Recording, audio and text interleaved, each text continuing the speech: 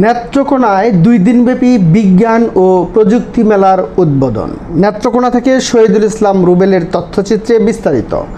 বিজ্ঞান ও প্রযুক্তি উদ্ভাবনেই সমৃদ্ধি, এই প্রতিপাদ্যকে সামনে রেখে নেত্রকোনায় শুরু হয়েছে 2 দিনব্যাপী ৪৫তম জাতীয় বিজ্ঞান ও প্রযুক্তি সপ্তাহ বিজ্ঞান মেলা এবং ৮ম জাতীয় অলিম্পিয়াড।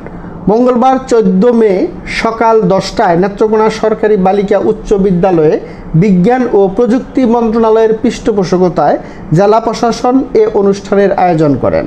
জেলা প্রশাসক শাহেদ পারভেজের সভাপতিত্বে প্রধান অতিথি হিসাবে বিজ্ঞান ও প্রযুক্তি মেলার উদ্বোধন করেন নেত্রকোনা 2 সদর বারহাট্টা আসনের সংসদ সদস্য বীর মুক্তিযোদ্ধা আশরাফ আলী খান খসরু।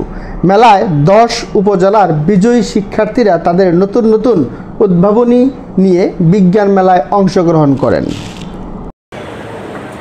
আগে দেখুন, বর্ষা আসার সাথে সাথে বিজ্ঞান ও প্রযুক্তি মেলা, এটা অবশ্যই একটা সুন্দর আয়োজন এবং যুগোপযোগী আয়োজন। এটাকে শুধুমাত্র জেলা পর্যায়ে না, উপজেলা পর্যায়ে ছড়িয়ে দিতে হবে। আমি আমার কথা দীর্ঘায়িত করব না।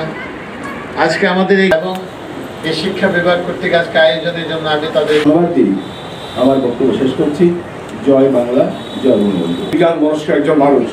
আজকের আমরা বিজ্ঞান ক্ষেত্রে আমরা এগুলো সম্ভব হয়েছে, বিজ্ঞানকে সরকার এগিয়ে নিচ্ছে এই জন্য।